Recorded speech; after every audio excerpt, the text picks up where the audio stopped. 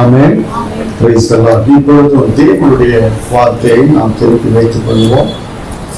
ஏசாயா தீர்க்கதரிசன புஸ்தகத்திலே 3வது அதிகாரத்திலே 10வது வசனத்தை வாசிப்போம். உங்களுக்கு நன்மை உண்டாகும் என்று நீதிமான்களுக்கு சொல்லுங்கள், அவர்கள் தங்கள் கிரியைகளின் பலனை அனுபவிப்பார்கள். அனுபவிக்கிற மாதம் நான் டைரக்டா வந்துடுறேன். இது அனுபவிக்கிற ஒரு மாதமாய் இருக்கிறது. எதை அனுபவிக்கணும்? எதை அனுபவிப்பாங்கன்னா கிரியைகளினால் வரும் பலனை. அல்லேலூயா. அனுபவிக்கிறதுனா நம்ம என்ன நினைச்சிட்டு இருக்கிறோம், ரொம்ப வசதி வாய்ப்புகள், நல்ல அதிகாரம், அப்படி இப்படி பணம், செல்வம், காரு, இன்னும் உலகத்தானது நல்லா குடிச்சிட்டு ஊரை சுத்தணும், அதான் அனுபவிக்கிறது, நல்ல அனுபவின்ற மாதிரி அப்படி நினைச்சுக்கிறாங்க. ஒரு மனுஷனுடைய கிரியைகள் மூலமாக வருகிற பலனை அனுபவிக்கிறது தான் கிறிஸ்தவம். அல்லேலூயா. கர்த்தருக்கு ஸ்தோத்திரம். இன்னும் ஆண்டவர் சொல்றாரு, உங்களுக்கு நன்மை உண்டாகும் என்று நீதிமானுக்கு சொல்லுங்க. நீதிமானுக்கு மாத்திரம் சொல்லுப்பா. அல்லேலூயா. நீங்கெல்லாம் நீதிமான் தானே? ஆமென். உறுதியா இருக்கீங்களா? ஆமென். நீதிமானா? சத்தம் வரமாட்டேன், அந்த விட்டு விட்டு வருத. நீதிமான் தானே? சொல்றதுக்கு பயமா இருக்குது. வெளிய மக்கார் பண்ணிட்டு இங்க என்னடா இப்படி எல்லாம் கேட்கிறாரு, நம்ம நீதிமான் எப்படி தைரியமா தேவனுடைய ஆலயத்துல சொல்றதுன்னு சொல்லி அப்படியே கொஞ்சம் கம்முன்னு இருந்துருவோம். ரொம்ப பேசினா எழுந்து போயிடுவோம். இல்ல எங்கேயோ பாக்குற மாதிரி அப்படி திருப்பிப்போம் முகத்தை. ஒண்ணு இல்ல, இருக்கவே இருக்கு. இந்த குஞ்சிக்கணும் பைபிள்ல பார்த்தாங்க வசனமும் தேவன் ஒன்னும் பாக்குறது இல்ல, சும்மா அப்படி குஞ்சிக்கிறது. யார் நீதிமான் சொல்றேன் கவனிங்க. எசேக்கியேல் 18:9 வாசிங்க. கவனிங்க. வாசிக்கிறதுக்கு முன்பாக பொதுவான நீதிமான்கள் உண்டு. ஆண்டவருடைய ரத்தத்தால கழுவப்பட்டு ரட்சிக்கப்பட்டு ஆரம்ப ஸ்டேஜ் அது நீதிமான். எல்லாரும் நீதிமான் தான். அல்லேலூயா. ரட்சிக்கப்பட்ட எல்லாரும் நீதிமான் தான். கிருபையினால இலவசமாய் பெற்ற ரட்சிப்பு தான் நீதி இல்ல, அது ஆரம்பம். இப்ப இந்த வசனத்தை வாசிங்க. என் கட்டளைகளின்படி நடந்து என் நியாயங்களை கை கொண்டு உண்மையாய் இருப்பானாகில் அவனே நீதிமான், அவன் பிழைக்கவே பிழைப்பான் என்று கர்த்தராகிய ஆண்டவர் சொல்லுகிறார். கர்த்தராகிய ஆண்டவர் சொல்லுகிறார். அது வித்தியாசம். கர்த்தர் சொல்லுகிறார், இயேசு சொல்லுகிறார். நிறைய வித்தியாசம் இருக்கு அங்கங்க. அதுக்குள்ள நான் ஒரு நாள் ஆவிக்குரிய அர்த்தத்தை சொல்றேன். கர்த்தராகிய ஆண்டவர் சொல்றார். இதுக்கு யார் கடவுள் சொல்றார்? தெய்வம் சொல்றாங்க. மறுபடியும் அந்த வசனத்தை பாருங்க, அவங்க வாசிப்பாங்க, செவி கொடுத்து கேளுங்க. என் கட்டளைகளின்படி நடந்து. என் கட்டளை ரட்சிக்கப்படுறது ஆரம்பம், அது நீதிமான் தான். அதை நான் மாத்தல, நீதிமான் தான். ஆனா அடுத்த ஸ்டேஜ் இருக்குல்ல, ஒரு கம்பெனிக்கு வேலைக்கு போறோம். வேலைக்கு போய் வேலை கன்ஃபார்ம் ஆயிடுச்சு, பிக்ஸ் ஆயிடுச்சு, ரைட்டா? வேலைக்கு போயிட்டோம், கன்ஃபார்ம் பண்ணிட்டாங்க. 10,000 20,000 50,000 சம்பளம்ப்பா. நீ அந்த வேலைக்கு நீ அங்க ஒரு ஸ்டாஃப், ரைட்டா? அங்க போய் சேர்ந்துட்ட, வேலை கன்ஃபார்ம், 20,000 சம்பளம் கன்ஃபார்ம், ஓகே. 20,000 50,000 கன்ஃபார்ம். அந்த கம்பெனிக்கு நீ ஒரு வேலை செய்யறதுக்கு பிக்ஸ் ஆயிட்ட, அப்பாயின்மெண்ட் ஆர்டர் கொடுத்துட்டாங்க, ஓகேவா? இப்ப நீ அந்த கம்பெனிக்கு நீ ஒரு வேலை செய்யற நபர், நீ சொல்லிக்கலாம் நான் அந்த கம்பெனில வேலை செய்யறேன்ட்டு, ரைட்டா? அப்பாயின்மெண்ட் ஆர்டர் எல்லாம் கொடுத்துட்டாரு. நீ போய் வேலை செய்யணும். சும்மாவே நின்று வந்தீங்கன்னா கம்பெனில இருந்து ஷீட்டை கேசி அனுப்புறான்னு வாங்க பாருங்க, அனுப்பிச்சிருவான். ஆனா இங்க ஆண்டவர் அனுப்புறது இல்லை, நிறைய சும்மாவே இருக்குது நீதிமான்ட்டு. நான் சொல்றது புரியுதுங்களா? நான் உங்களுக்கு கொஞ்சம் விளக்கி சொல்றேன். இந்த வசனத்துக்கு மறுபடியும் இந்த வசனத்தை வாசிங்க. இப்ப வாசிங்க. என் கட்டளைகளின்படி நடந்து என் நியாயங்களை கை கொண்டு உண்மையாய் இருப்பானாகில் அவனே நீதிமான், அவன் பிழைக்கவே பிழைப்பான் என்று கர்த்தராகிய ஆண்டவர் சொல்லுகிறார். அல்லேலூயா. இப்போ கம்பெனில போய் வேலை சேர்ந்துட்டு அப்பாயின்மெண்ட் ஆர்டர் எல்லாம் வாங்கிட்டு 4 பேருக்கு சொல்லி இந்த கம்பெனில இன்டர்வியூ வச்சாங்க, நான் பாஸ் ஆயிட்டேன், இந்த வேலைக்கு போயிட்டேன், என்ன சேர்த்துக்கினாங்க, இந்த கம்பெனி ஸ்டாஃப் சொல்லிட்டியா? கரெக்ட்.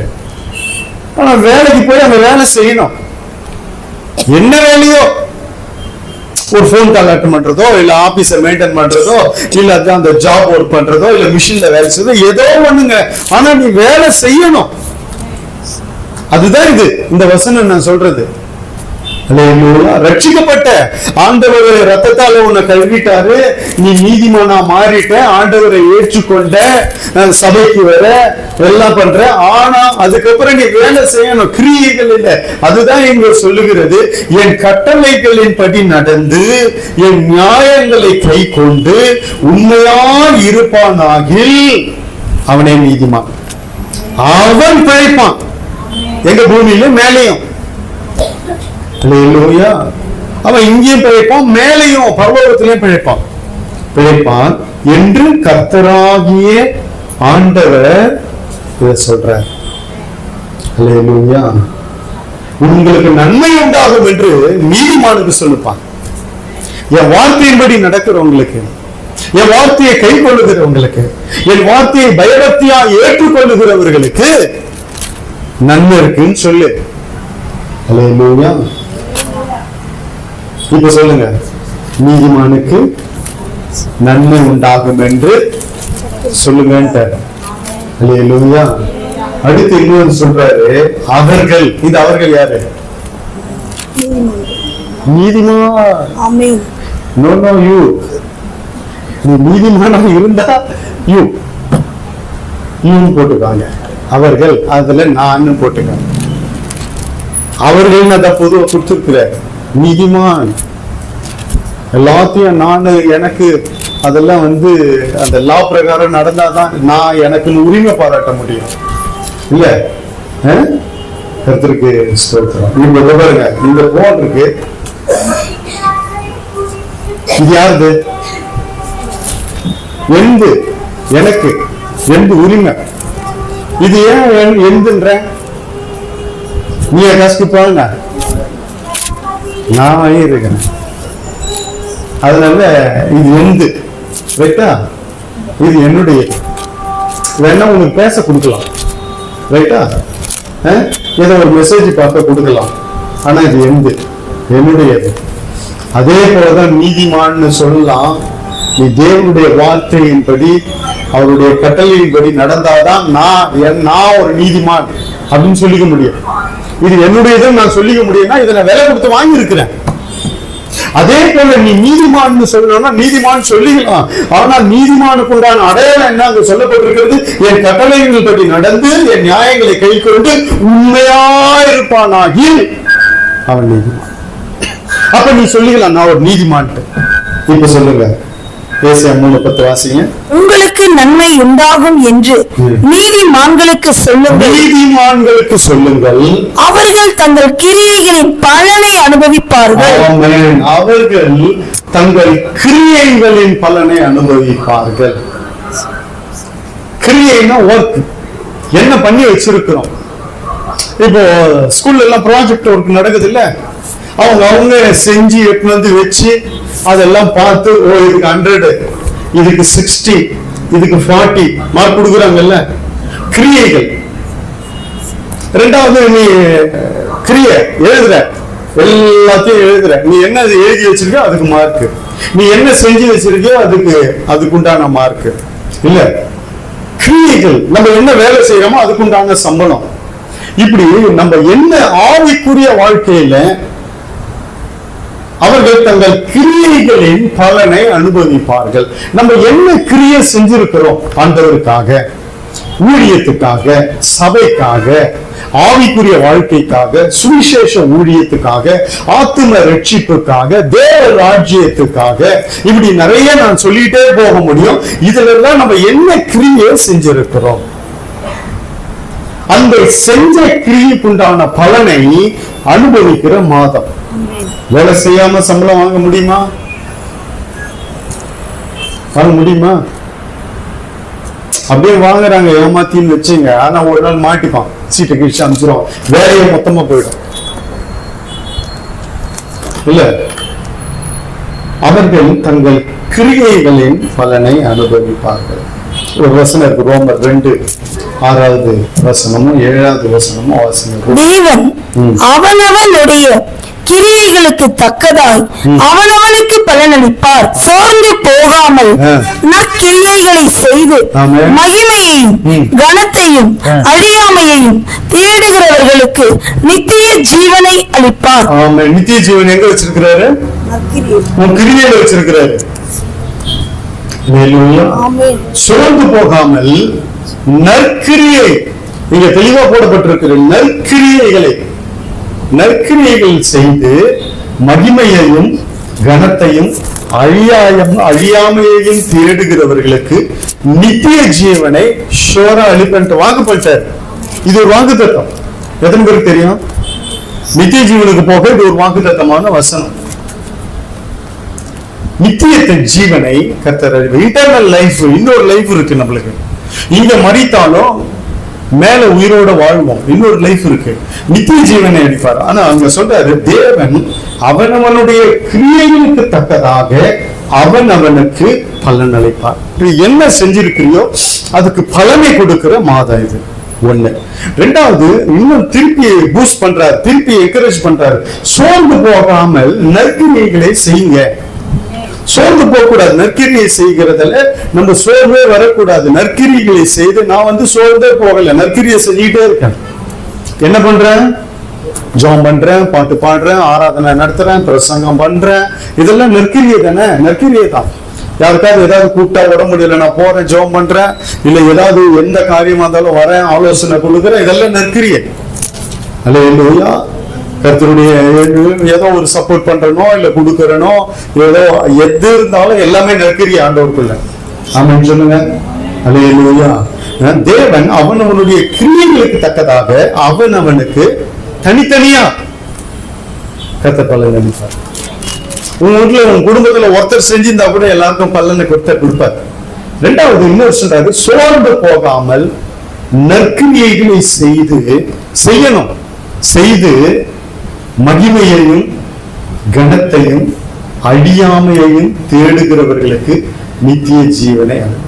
மகிமையை தேடணும், தேவனுடைய மகிமையை தேடணும், தேவனுக்கு மகிமையை தேடி கொடுக்கணும். அல்லேலூயா. தேவனுக்கு மகிமையை தேடி கொடுக்கணும். நம்ம மகிமையை செலுத்துறோம், ஆனா இங்க தேடுகிறவர்களுக்குன்னு போட்டிருக்குல்ல, தேவனுக்கு தான் எப்பவுமே மகிமையை தேடி கொடுக்கணும். ஒரு இடத்துல எங்கேயாவது ஏதாவது ஒரு இடத்துல எப்படி தேவனை மகிமைப்படுத்தலாம் என்பதை பார்க்கணும். ஒரு இடத்துல எல்லாம் தேவனை மகிமைப்படுத்தணும், அவருக்கு மகிமையை தான் தேடணும். அல்லேலூயா. அங்க போனா இயேசு மகிமைப்படுவாரா? இந்த வார்த்தை பேசினா இயேசு மகிமைப்படுவாரா? இதை செஞ்சா இயேசு மகிமைப்படுவாரா? அவருக்கு மகிமையை தேடுகிறவர்களுக்கு நித்திய ஜீவன். ரெண்டாவது, கனத்தையும், எங்க போனாலும் கனத்தை நம்ம எடுத்துக்க கூடாது. கர்த்தர் நம்ம மூலமா எதை செஞ்சாலும் கனத்தை நம்ம எடுக்க கூடாது. அல்லேலூயா. கர்த்தர் கொடுக்கலன்னா ஒண்ணுமே கிடையாதுங்க. அல்லேலூயா. கர்த்தர் கொடுத்திருக்கிறாரு, நம்ம அதை செயல்படுத்துறோம், அவ்வளவுதான். அவருக்கு தான் கனத்தை கொடுக்கணும். அவருதான் கனத்துக்குரியவர். எல்லா கனமும் அவருக்கு தான். அவருக்கு கனத்தை கொடுக்கும் பொழுது நித்திய ஜீவனோட அதுக்குண்டான பலன் உண்டு. அவருக்கு தான் கனத்தை. அடுத்து, அழியாமையை தேடுகிறவர்கள். இந்த உலகத்துல இருக்கிற எத்தனை தேடி வச்சாலும் எல்லாம் அழியும். அழியாமை என்பது இந்த தேவனுடைய வார்த்தை மாத்திரமே. ஆமென் சொல்லுங்க. வானமும் பூமியும் அழிந்து போனாலும் ஒழிந்து போனாலும் மாறாதது, அழியாதது இந்த தேவனுடைய வார்த்தை. தேவனுடைய செயல்கள், ஆவிக்குரிய காரியம் ஒண்ணு கூட அழியாது. ஆமென் சொல்லுங்க. நீ ஆவிக்குரிய காரியம் என்னென்ன செய்யறியோ அது ஒண்ணு கூட அழியாது. உலகத்துல நீ எது செஞ்சாலும் அழிஞ்சிடும், மாறிடும். போய் நீங்க பிரசங்கியை எடுத்து பாருங்க, எல்லாம் மாறிட்டார், எல்லாம் மாறிடான்ற. அல்லேலூயா. நீங்க பிரசங்கிய போய் ஃபுல்லா படிச்சு பாருங்க, ஒண்ணு கூட இருக்காதுறான்ற. அல்லேலூயா. ரெண்டாவது நீ பாக்குறதுதான் அடுத்து மூன்று சந்ததி பார்க்கும். அதுக்கு அப்புறம் அந்த சந்ததி பார்த்ததுதான் அதுக்கு அடுத்த சூரியன் சந்திரன் காற்று கடல்லாம் தானே இல்ல, எல்லாமே அதுதான் பார்க்கும். இல்ல எல்லாம் மாறி, ஆனா எல்லாமே அழிஞ்சிடும். ஆனா பூமி வெந்து போகின்ற, பூமி அக்கினிக்கு இரையாகன்ற. அப்போ அழியாது. அழியாம எதுனா ஆவிக்குரிய காரியங்கள் அத்தனையும் அழியாது. அழியாமையை தேடுகிறவர்களுக்கு நித்திய ஜீவன். இதை நற்கிரியை சொல்ற. முதல்ல இந்த வசனத்தை சொல்லிட்டு, தேவன் அவனவனுடைய கிரியைகளுக்கு தக்கதாக அவனவனுக்கு பலன் அளிப்பார். அடுத்து சொல்ற அதோடு சேர்ந்து வர்றதுதான் இல்ல, சோர்ந்து போகாமல் நற்கிரியை செய்து மகிமையும் கனத்தையும் அழியாமையும் தேடுகிறவர்களுக்கு நித்திய ஜீவனை அளிப்பார். அல்லேலூயா. கர்த்தருடைய பரிசுத்த நாமத்துக்கு மகிமை உண்டாகட்டும். இதுதான் இந்த நற்கிரியன்னா ஒன்று ரெண்டு நான் வசனத்தை காண்பிக்கிறேன். இந்த வாரம் எதுவும் முழுசா பேச முடியாது, அடுத்த வாரம் தான் ஒரு சின்ன வசனத்தை வாசி. அப்போஸ்தலர் 10:31 வாசி. கொர்நேலியுவே, உன் ஜெபம் கேட்கப்பட்டது, உன் தான தர்மங்கள் தேவ சந்நிதியில் நினைத்தருளப்பட்டது. ஆமென். என்னது நற்கிரிய? இது ஒரு நற்கிரிய தான். ஆமென். அல்லேலூயா. கொர்நேலியுவே, உன் ஜெபம் கேட்கப்பட்டது, உன் தான தர்மங்கள் தேவ சந்நிதியில் நினைத்தருளப்பட்டது. அதான் நான் சொல்றது கவனிங்க. ஆவிக்குரிய மனுஷன் செய்கிற, கர்த்தருடைய பிள்ளைகள் செய்கிற தான தர்மம் வேற, உலகத்தார் செய்கிற தான தர்மங்கள் வேற. ஆமென் சொல்லுங்க. உலகத்தார் செய்கிற தான தர்மங்கள் இந்த உலகத்துக்குரியது, உலகத்திலே முடிஞ்சிடும். ஆனா ஆவிக்குரிய மனுஷர்கள் செய்கிற தான தர்மங்கள் பரலோகத்தை எட்டும். ஆமென் சொல்லுங்க. அல்லேலூயா. தேவ சந்நிதியில எட்டும். ஜபத்தோடு கலந்த தான தர்மம் தேவ சந்நிதியில எட்டும். உலகத்தான ஜெபம் பண்ணிட்டா தான தர்மம் பண்றான். அல்லேலூயா. கர்த்தருடைய ஆவிக்குரிய காரியத்துல வருகிற தான தர்மங்கள் தேவ சந்நிதியில் எட்டும். ஆவிக்குரியவர்கள் செய்கிற தான தர்மங்கள் தேவ சந்நிதியில எட்டும். அதனை அங்க தேவ சந்நிதியில் நினைத்தருளப்பட்டது. இன்னொரு இடத்துல தேவ சந்நிதியில் எட்டினதுன்னு போட்டிருக்கு இல்ல. கர்த்தருக்கு 4வது வசனம் வாசி. அதிலே 10:4. அவனை உற்று பார்த்து பயந்து, ஆண்டவரே என்ன என்றான். அப்பொழுது அவன், உன் ஜெபங்களும் உன் தர்மங்களும் தேவனுக்கு நிலை பூட்டுதலாக அவர் சன்னதியில் எட்டி இருக்கிறது. ஆமென். உன் ஜெபங்களும் உன் தர்மங்களும் தேவ சந்நிதியில் எட்டினது. இங்க வாசிக்கிற தேவ சந்நிதியில் நினைத்தருளப்பட்டது. இப்படி நிறைய வசனம் எப்படியோ, ஆனா தேவ சந்நிதியில போயிடுச்சு. அல்லேலூயா. நல்ல கவனிச்சுக்கீங்க. நீயும் நானும் செய்கிற தான தர்மங்கள் தேவ சந்நிதியில எட்டும். அல்லேலூயா. ஜபத்தோடு செய்கிறது. உலகத்தம் அப்படி இல்லை. பேருக்காக, புகழுக்காக, தன்னுடைய ஆசீர்வாதங்களுக்காக தான தர்மம் செய்யறோம், அது வேற. அல்லேலூயா. ஆனா நம்ம செய்கிற தான தர்மங்கள் வேற. தேவ சந்நிதியில போய் அங்க இருந்து பதிலை கொண்டு வரக்கூடியதுதான் நம்முடைய தான தர்மம். அதுதான் அவனுடைய கிரியைக்கு தக்க பலன். கிரியைன்றாங்களே அதுதான். அல்லேலூயா. கர்த்தருக்கு ஸ்தோத்திரம். கொர்நேலியுடைய அந்த தான தர்மம் தான், ஜெபம் தான் நற்கிரியாய் மாறினது. இன்னொரு வசனம் கலாத்தியர் 6:9 வாசிங்க. நன்மை செய்கிறது சோர்ந்து போகாமல் இருப்போமாக, நாம் தளர்ந்து போகாதிருந்தால் ஏற்ற காலத்தில் அறுப்போம். ஆமா. இந்த கொர்நேலி எவ்வளவு காலம் தான தர்மம் நற்கிரியை செஞ்சாலும் தெரியல, எவ்வளவு காலமா ஜெபம் பண்ணிட்டு இருந்தான்னு தெரியல. அவன் பாருங்க, அவன் ஜெபம் அவனுக்காக மாட்டல்ல, அவன் உற்றார் உறவினர், அவன் குடும்பம் எல்லாத்துக்காக ஜெபம் பண்ண. அதனாலதான் அங்க பேர் வரும்போது எல்லாரையும் கூட்டிட்டு வந்து உட்கார வச்சுட்டான். அல்லேலூயா.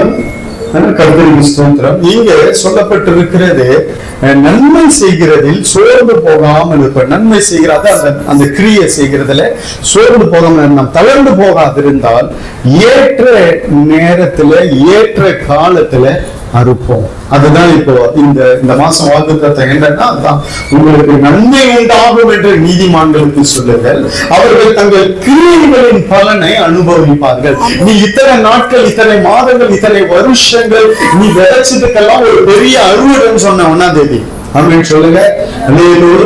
இத்தனை வருஷம் நீ செஞ்சதுக்கு உண்டான பலனை கொடுக்கிற மாதம் இது, நீ பலனை அனுபவிக்கிற மாதம் இது. இத்தனை வருஷம் நீ எவ்வளவு செஞ்சிருக்கிறியே, இல்ல எத்தனையோ பேர் உதவி செஞ்சிருக்கிறிய, இந்த சபையை தாங்கி இருக்கிறீங்க, இந்த சபைக்கு உதவி செஞ்சிருக்கிறீங்க, எங்களுக்கு உதவி செஞ்சிருக்கிறீங்களே, ஊழியத்தை தாங்கி இருக்கிறீங்களே, இப்படி எவ்வளவு நற்கிரியைகள் இருக்கிறது. அந்த நற்கிரியைகளுக்கு ஏற்ற பலனை கொடுக்கிற மாதம் இந்த 9வது மாதம். நீ விதைச்ச ஒவ்வொருத்துக்கும் பெரிய அறுவடை இருக்கு. அதனாலதான் விதையும் சொல்ல காரணம் எடுத்துமா, விதையை நிறுத்திட்டோம் அப்படின்னா அந்த விதைச்சதுக்கு மாத்திரம் அறுத்துருவோம், மீதி அப்படியே லேண்ட் அப்படியே இருக்கும். நீ பாட்டுக்கு விதைச்சிட்டு போயிட்டே அறுவடை பின்னாடி வந்துகிட்டே இருக்கும் உனக்கு, நீ அறுத்து கொண்டே போயிருப்ப. நீ பாட்டுக்கு போயிட்டே இருந்தீங்கன்னா எப்படியே விதைச்சது அறுவடைக்கு முன்னாடி நின்றுடும். அதுக்கப்புறம் அடுத்தது அந்த மாசம், அந்த வாரம், அந்த நாட்கள் நான் சொல்றது புரியுதுங்களா? இப்ப கூட விதைக்கிறாங்க, கரெக்டா அந்த நாட்கள்ல அறுவடை எடுத்துடுறாங்க இல்ல? அதே போலதான் அந்த நாட்கள்ல நம்ம விதைக்கிற ஒவ்வொன்றும் நம்ம விதைச்சிட்டே போவோம். திரும்பி அப்படியே ஒரு ரவுண்ட் வரும்போது இங்க ரெடியா நிக்கும் அறுவடை, அறுத்துக்கு வந்துடலாம்.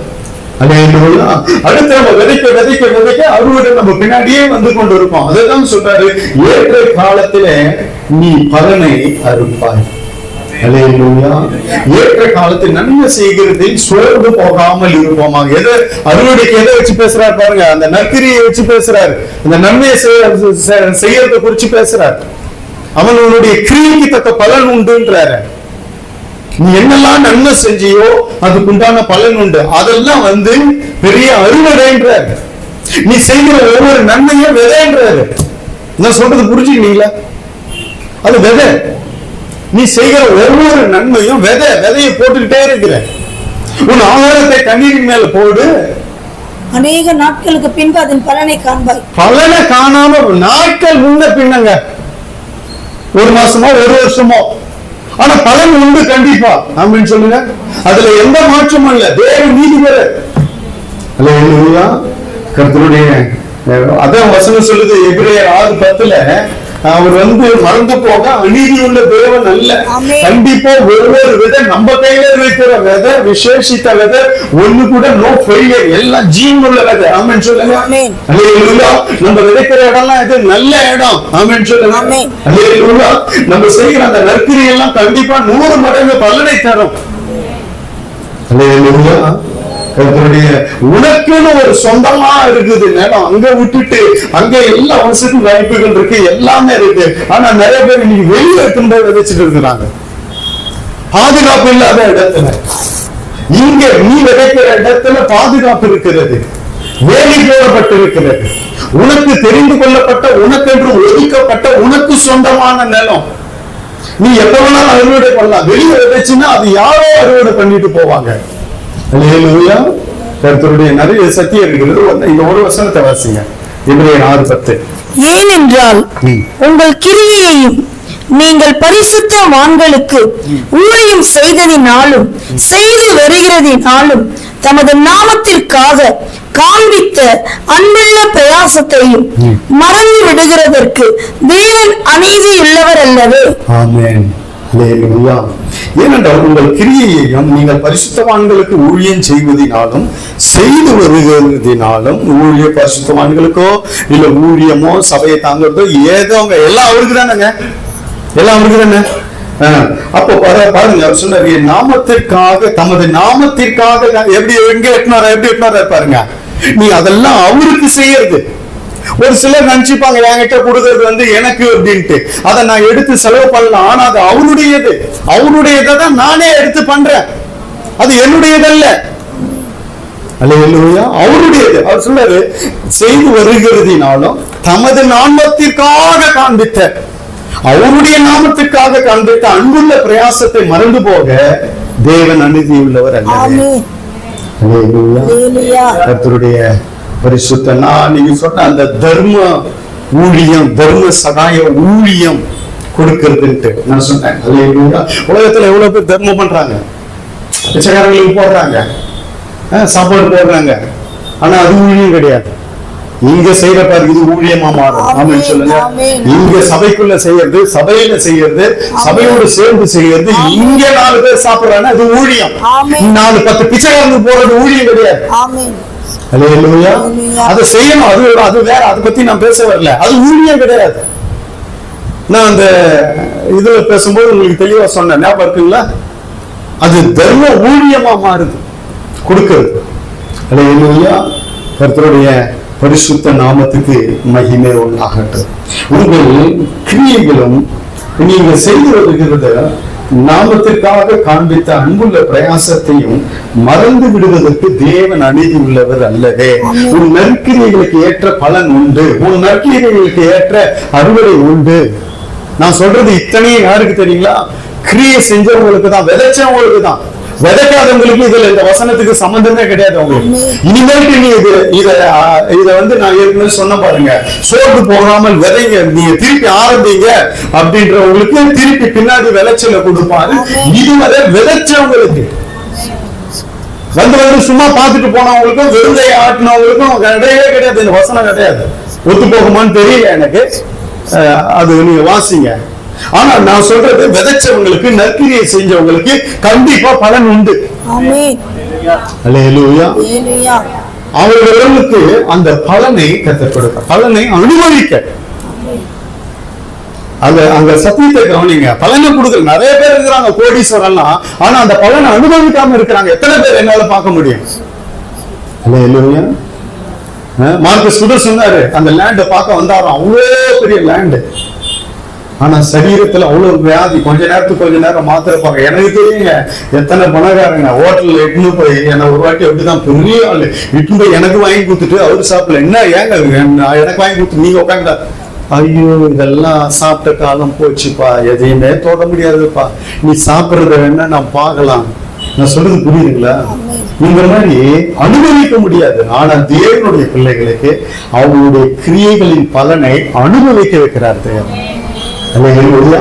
அதுதானே அந்த வசனம் சொல்லுகிறது, அவர்கள் தங்கள் கிரியைகளின் பலனை அனுபவிப்பார்கள். நான் இன்னைக்கும் அறுவடை அறுத்து கொண்டே இருக்க காரணம் என்ன தெரியுமா? நான் விதைச்சிட்டே இருக்கிறேன். வார்த்தையை விதைக்கிறேன், ஜபத்தை விதைக்கிறேன், துதி ஆராதனையை விதைக்கிறேன், எத்தனையோ ஊழியர்களை தாங்குறேன், ஊழியக்காரர்களுக்கு சப்போர்ட் பண்ண ஒண்ணுமே இல்லைங்க நான் கிட்ட.